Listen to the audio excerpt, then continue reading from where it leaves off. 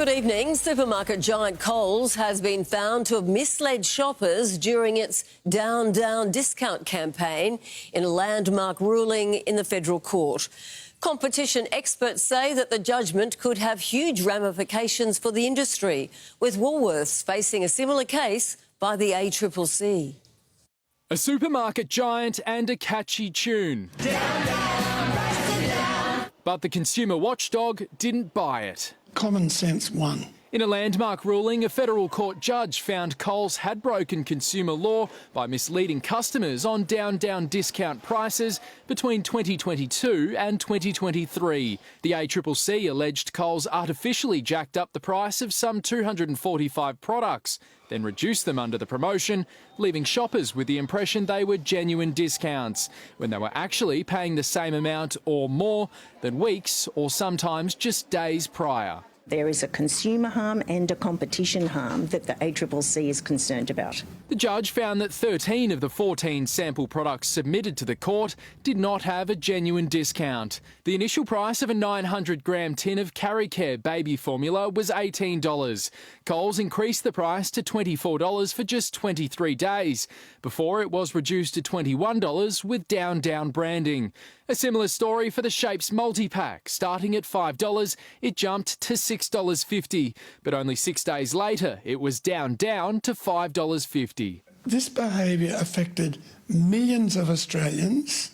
There are 15 million people that go through supermarkets every week. Coles argued they were genuine specials after supplier costs rose. Justice O'Brien agreed that Coles increased prices in a commercially justifiable manner, but found that Coles did not sell the items at the higher price for a reasonable period of time, at least 12 weeks, before dropping the price. And that seems to me to be anti-consumer, because it locks consumers into higher prices for a longer period of time than might be necessary. And it's also inflationary. Justice O'Brien is yet to hand down what could be a substantial penalty for the supermarket giant, with both parties to return to court following consultation next month. We will certainly make strong submissions on the level of penalty. I guess penalties will be in the hundreds of millions. The same judge is presiding over a separate case between the ACCC and Woolworths. Woolworths, in my view, is a goner. The case against them almost the same. Coles' share price was down 3% by lunch, but recovered to almost $21 by the end of trade. The company says it is reviewing the judgment. If I was in Coles's legal counsel state, I would probably say yes, I'd appeal it. Sam Mills, 10 News. Angus Taylor will deliver his budget reply speech in the coming hours with a promised crackdown on migration, targeting both welfare and housing. But the federal opposition leader has been ridiculed by One Nation's Pauline Hanson, who has accused him of copying her policies. This is Angus Taylor's turn in the spotlight. If you commit to this country, we'll commit to you. But Pauline Hanson's lurking in the shadows, accusing the coalition of copying One Nation's homework. Oh, I don't think I know he is. The opposition leader will tonight reveal a plan to ease the housing crisis by limiting Australia's migration intake to one person per new home build. Don't let more people in than you have houses to support. I would have thought that's common sense. Australia's net overseas migration was 306,000 people last financial year. In that time, just under 175,000 new homes were built. The average number of persons per dwelling is 2.6. It's become not just an issue of affordability, which is a concern too, it's become an issue of availability. We will need to attract more tradies in order to build the extra houses that we want. Pledging $5 billion for housing infrastructure and to scrap Labor's housing programs. Ours is a plan to strengthen the economy. His is a ploy to stave off One Nation.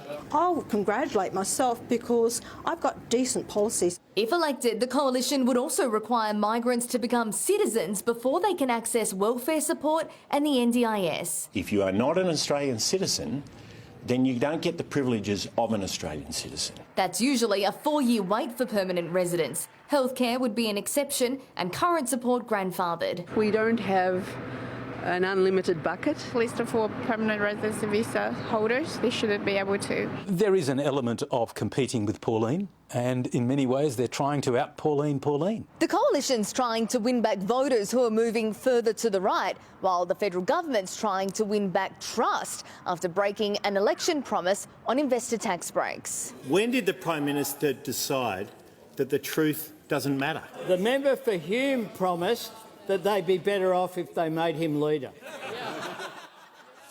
Let's bring in our senior political correspondent, Chloe Burris, in Canberra now. Good evening, Chloe. You've just received some new details of what the opposition leader might say tonight. Do tell. Well, Sandra, Angus Taylor will make a bold promise to end bracket creep for good. Tonight, he'll unveil a plan to automatically index income tax brackets to keep up with inflation, claiming the typical taxpayer would get back $250 in the first year, $1,000 by year 4 and more if inflation's higher. This will certainly be an expensive plan and one that sets up a major tax fight. Having taken on the Liberal leadership about 3 months ago, this is a significant moment for Angus Taylor to introduce himself properly to the public and outline policy which the coalition had been severely lacking. All right, Chloe Burris in Canberra. We'll know soon enough. Thank you. Police say they have noticed an unusual change in Sydney's organised crime wars. The networks are broadening, with more young women now getting tangled up as crims for hire. An early morning wake-up. Open the door! Police busting into this Wayland home before dawn, dragging out Rebecca Hansel, arresting her in her dressing gown in relation to an organised crime murder plot and a string of shootings, as Task Force Falcon attempts to untangle Sydney's underworld web. We have seen the willingness of young men and juveniles with limited criminal history being recruited to commit these offences. We're now seeing young women that are being recruited. The 23-year-old was allegedly behind an attempted hit, accused of conspiring to murder a high-profile organised crime figure, believed to be Alameddine-linked rapper Ali Ihuncho Yunus. She allegedly helped orchestrate the failed murder plot, supplying 3 men with weapons and staging so-called kill cars. On the afternoon of 11th of April 2026, males in a white Audi were seen acting suspicious in Wentworthville Leagues Club, and they were pursued by police. The potential outcome could have been fatalities at, that Wentworthville Leagues Club would have been horrific if that occurred. Hansel is not the only woman accused of underworld crime this week. Yeah, it is unusual. This 18-year-old girl was charged over what police say was a highly coordinated surveillance operation on a man linked to underworld shootings. A 16-year-old boy has also been taken into custody. So it has changed the landscape, and it is concerning that they are young men and women committing these acts. But as for why young women are increasingly getting involved, police say it's the attraction of fast money, but it comes with a warning of retaliation. Because it will happen if they're not arrested and thrown in the jail for a very long time. And with these latest arrests, police hope the latter will ring true. Zoe Martin, 10 News. A scuffle has broken out outside the emergency department at St George Hospital, with more than a dozen people trying to stop a fight from spilling over. Tensions boiled over yesterday, with police believing that it was the result of a family dispute following a relative's death. No arrests have been made. Our state's prison population is tonight at record highs, fuelled by a surge in domestic violence charges.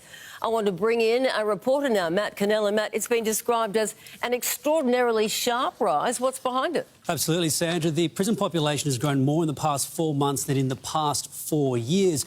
Right now, there are more than 14,000 adults in our state's jails. That's up about 8%, or more than 1,000 people between November last year and March this year.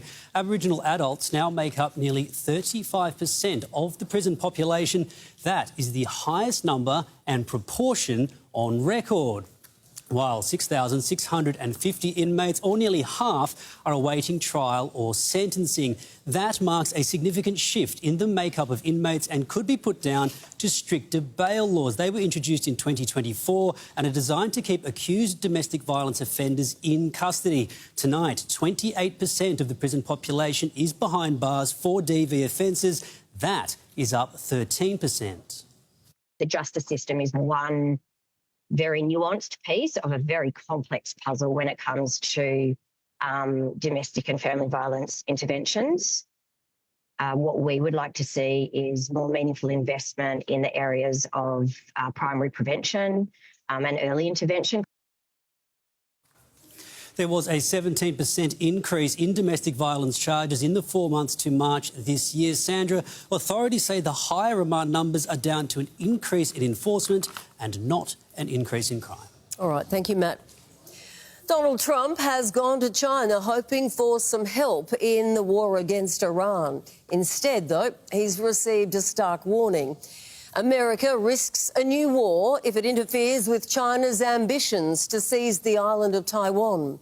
The world's two most powerful men have begun 2 days of meetings. Our National Affairs editor Hugh Remington has more. The Chinese do pageantry like any great power. Donald Trump given the full deal in Tiananmen Square in front of the Communist Party seat of power, the Great Hall of the People. I think I was particularly impressed by those children. They were happy. They were beautiful. Those children were amazing, and they represent so much. And I know they represent so much to you. In the formal opening, Xi Jinping urged the American to be a partner, not a rival, saying the world is at a crossroads. He urged President Trump to work with him in avoiding the tendency for established powers to go to war with emerging ones. Such respect for China, the job you've done. Donald Trump's public response was all politeness. You're a great leader. I say it to everybody. You're a great leader. Sometimes people don't like me saying it, but I say it anyway. China buys 80% of Iran's oil. It could do more to squeeze the Iranians towards a deal with America to end the war. But China has ambitions of its own, not least the seizure, or as it sees it, the reunification with democratic Taiwan. Chinese state media says President Xi warned Donald Trump that the world will be in a very dangerous place if the US doesn't handle well China's plans for the island. Trump is also here for business. His son Eric, co-head of the president's family business empire, joined Elon Musk, Apple's Tim Cook and the AI software billionaire Jason Huang to meet the Chinese leader. We have the greatest businessmen, the biggest and I guess the best in the world. President Trump then got a tour of the Temple of Heaven. Incredible. China's beautiful. He said his first round of talks was great, but didn't reveal what was discussed. They'll meet again tonight after a state banquet. Hugh Remington, 10 News.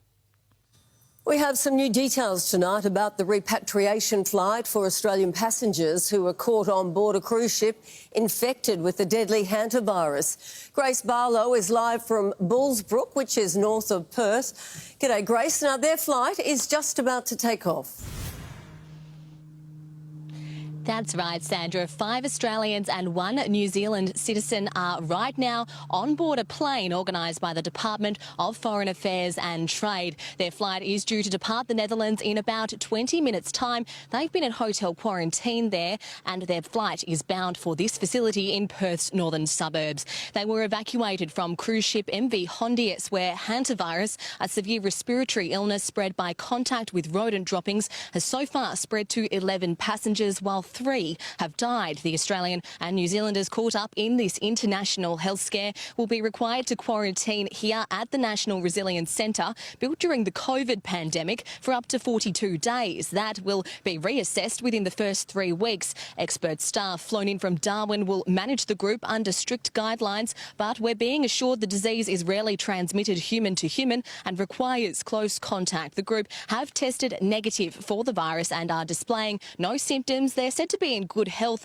but they, including staff, will don full PPE on board the flight to ensure there is no risk of transmission. They'll also be tested upon their arrival. There has been some action at the facility today. Contractors seen arriving with last-minute checks being carried out. The Health Minister today assuring Australians there is nothing to be worried about. Take a listen. There are very strict conditions about the flight, about the landing and about the quarantine arrangements at Bullsbrook, which have been developed by our Centre for Disease Control. Australians can have very high confidence that we are doing everything to ensure that this repatriation of those 6 passengers is undertaken completely safely.